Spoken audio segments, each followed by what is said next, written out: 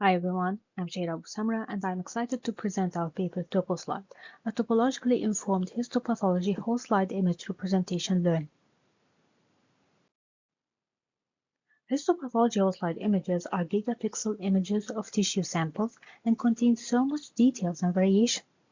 To interpret these images, pathologists analyze not only local features, but also critically assess their global spatial organization, which carries significant diagnostic and prognostic information. This is where current automated methods struggle to capture this spatial reasoning that pathologists rely on. TopoSlide is a slide encoder, and what makes it unique is that it is trained to learn both the local histologic patterns and their global spatial organization in order to capture the same features that pathologists inspect when analyzing these images. And it is trained through three main components or steps. First, we decompose the slide into histologically meaningful clusters. We start from the patch embeddings, and by clustering them, we observe how the resulting clusters delineate regions within each whole slide image that consist predominantly of patches that exhibit similar histologic patterns. Next, we characterize the spatial organization of each cluster using the 0D and 1D topology, that is, the connected components and loops, which together can summarize the spatial distribution. We use persistent homology to compute the persistence diagram and then vectorize it by transforming it into a persistence histogram that acts as a more intuitive form for the deep learning model. So now we have all our data figured out, and the interesting question comes in: how to train the model to learn the spatial organization of different tissue regions without explicit labels, that is, in a self-supervised manner.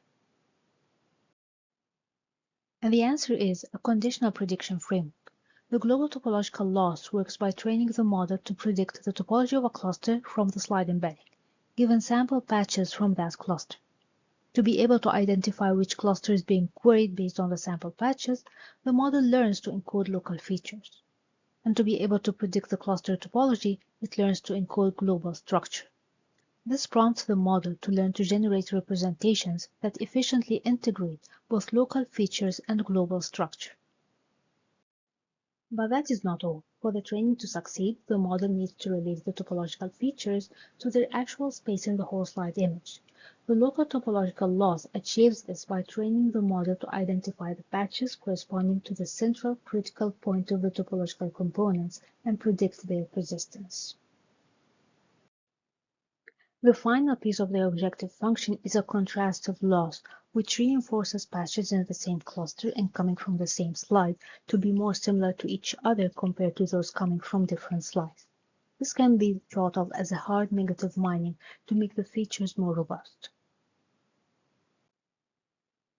So now we show here some of the experimental results on TopoSlide lung adenocarcinoma model. Here is the evaluation on the retrieval task using the majority voting classification of the predominant histologic pattern. In all of our experiments, we compare against timing, pooling, vision and vision language foundation models, and disease-specific models which include TopoSlide, TitanZ, and GigaPath, trained on lung adenocarcinoma.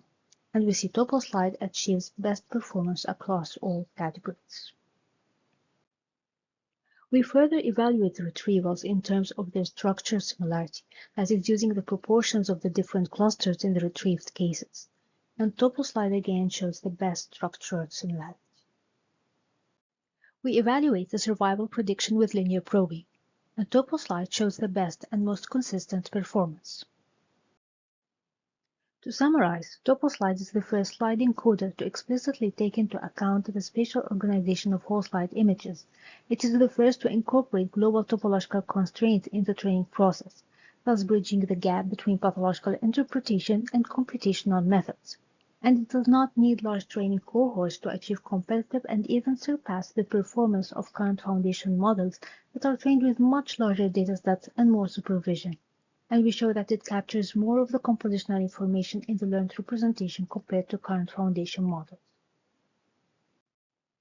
Thank you so much for listening, and please come to our poster and check our paper for more details and experimental results.